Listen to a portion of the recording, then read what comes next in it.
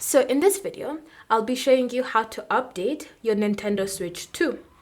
So the first step when it comes to performing a system update is to navigate to settings. And you can navigate to settings using your Joy-Cons, or you can just use the touchscreen feature and tap on the settings icon.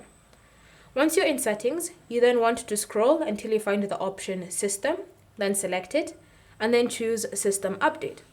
This will now start preparing your Nintendo Switch 2 for a system update. If there's an update available, then you should see the option Update Now. So you'll just go through the process of installing and updating your Switch. Bear in mind that during this process, you will need to ensure that your Switch has enough charge so that it can perform the update properly.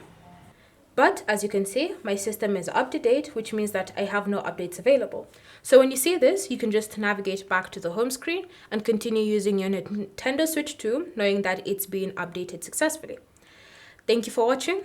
If you have any questions or comments, leave them down below and we'll get back to you.